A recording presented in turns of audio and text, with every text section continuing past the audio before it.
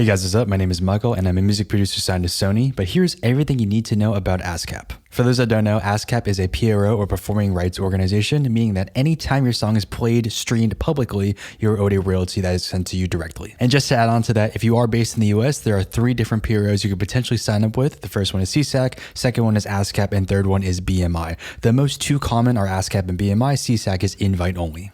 And here's some of the main reasons why ASCAP is a little bit different from BMI and CSAC. So something new that ASCAP just dropped this year in 2025 is that it's actually free to join the service as a writer and a publisher, meaning that if you are a singer, songwriter, producer, independent, you need your own writer account as well as your own publisher account. And now it's actually free to sign up with ASCAP. Before you'd have to pay a one-time fee to get a writer account and a one-time fee to get a publisher account.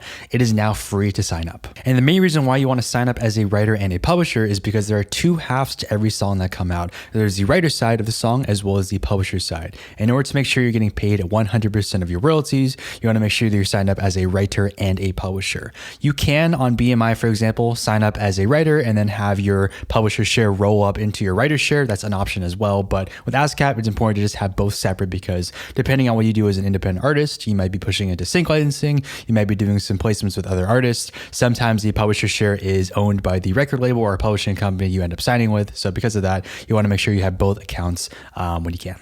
And when you sign up for these accounts, you'll be given an exclusive IPI for each account for your writer as well as your publisher account. The second thing, and probably the most important, is how often are we getting paid from ASCAP? So according to ASCAP, you are paid 12 times a year, 6 times domestically and 6 times internationally. For those that don't know, international royalties do tend to take a little bit longer to see, around 12 to 18 months of a delay from when the song is initially streamed in a territory to when you actually see it in your ASCAP account. So it's worth keeping in mind. For most domestic royalties, you're seeing them after 5 to 6 months on your statement. It'll give you a window, for example, if it's from July to, let's say,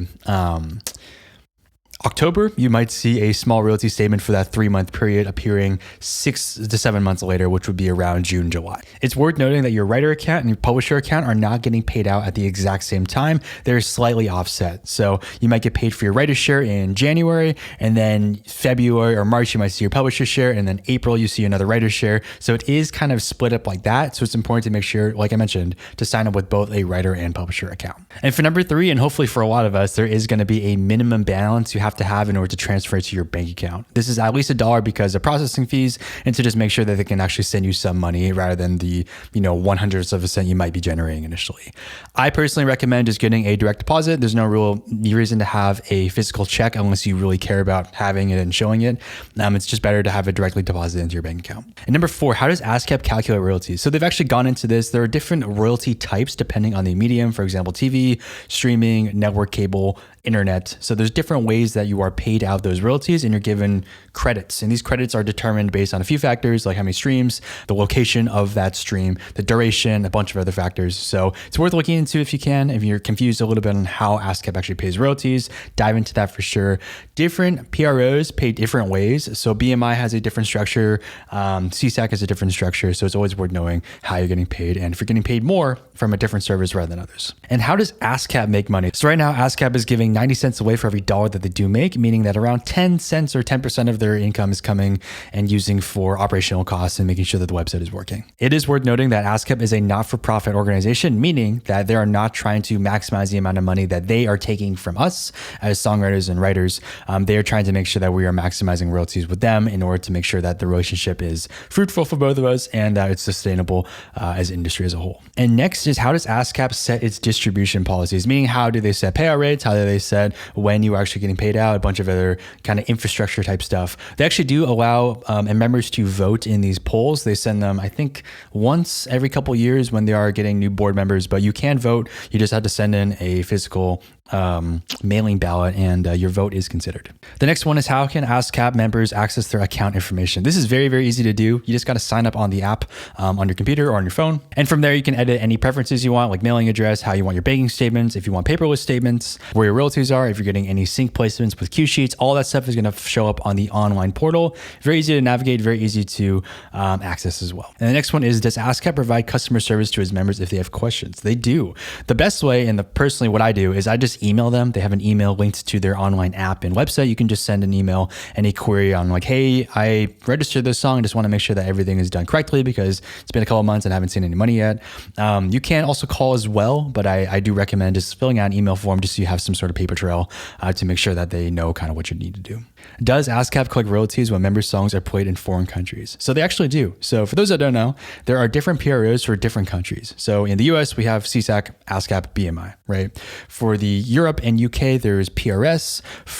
We have, I think GEMA is the one in Germany. There is COMCA in Korea. There's a bunch of PROs basically, and they're all doing the exact same thing that ASCAP and BMI do, where they collect performance royalties and pay them out to the writers. So for those that don't know, they have reciprocal agreements with these societies virtually, meaning that if a song is played in Korea and it's owned by a US writer, COMCA will collect those royalties and then send that share to ASCAP to make sure that they're getting all the necessary information and money that they're going to receive. So for me, I do a lot of stuff in Japan and Korea, and because of that, we are paid directly to those PROs in those countries, and then they are sent to the US PROs, which then process some other information, and then we are finally paid afterwards. That is why foreign royalties take a little bit longer to see, around 12 to 18 months, like I mentioned before, because it just takes a while. It takes like 3 to 4 months per society, and then it's just kind of a slow moving trail to make sure that all those royalties are confirmed and the same. It can take longer too. Certain foreign royalties, it can take like 2 to 3 years, which is crazy, but that's why it's really important to make sure that your songs are registered properly, because you don't want to be holding up anything because the whole process is going to be slow. And the next one is, does ASCAP have a mobile app? They actually do, and I personally don't have it yet, but I'll probably install it after recording this video. But it's an easy way to connect with your songs and making sure that your registrations are all in the same spot. I think it does allow you to see cue sheets as well as just give you access to your IPI, which is very important if you are in a session and they're like, hey, what's your publishing information, right? They're going to need your full name. They're going to need whatever PRO you're with, as well as your IPI for your writer account, as well as your publisher account, just to make sure that everyone's on the same page. It's worth noting that with BMI, they will sometimes add zeros to the front of their IPI. Always, always, always, when you are registering a song, delete those zeros because they're not going to be recognized by the system. They just need the first full number. So that's 1 through 9. The next one is, what does ASCAP do to advocate for music creators? So like we all know, the way that music creators and writers and songwriters are paid now is significantly lower than a lot of us would hope. A lot of us wish that, if we put out a song and it gets 1 million streams, we'd be able to survive a couple months from that, just from rent or whatever. But as we all know, that with services like Spotify, Apple Music, YouTube, like we're not really getting paid a ton for those streams because of the subscription models and how those platforms kind of operate. So ASCAP is really pushing to make sure that we are getting paid more for those royalties, because at the end of the day, they will make more money if we are making more money because of their distribution deal, where they're keeping 90, or where we're keeping 90% and they're keeping 10%. So it's advantageous for them to make sure that we are getting the best deal on the table and renegotiating those rates as often as possible to make sure that songwriters can actually live off of their craft. And the final one is, does ASCAP provide any special benefits to its members? So they actually do. I had to kind of dig for it a little bit on the website, but they do offer some nice benefits for people that are pretty much just self-employed, kind of freelancing right now. They do offer some discounts on software, hotel services, surprisingly enough, I think like 10 to 20% depending on the hotel and place. They have some other, kind of healthcare, therapy things that they do offer as well. So it's worth checking out on their website, because some of the discounts make sense. Some of them are maybe not worth it. You can probably get a better deal otherwise. But they're always worth checking out because you never know, you might need something for the long run. And just to tack onto that, I do believe that if you are touring, they have some sort of like touring insurance discount that they do offer to members. So definitely worth looking into if you do tour, regardless of how safe the area is. It's worth getting just like a little bit of insurance, because it sucks if your van is broken into, you lose all your gear, you can't do anything, you basically are out all that money. Protect yourself. Make sure that you're going to be aware of what's happening. Insurance is very, very cheap for the amount of protection it's going to provide, so why not sign up? But that is everything that ASCAP has recently changed in the year 2025. Read a comment below if you have any questions on ASCAP. You can check out my channel for any other videos about how to register your songs, as well as just, any sort of music business thing you want to know about. So thank you guys for watching. Hope you guys enjoyed, and I'll see you guys tomorrow.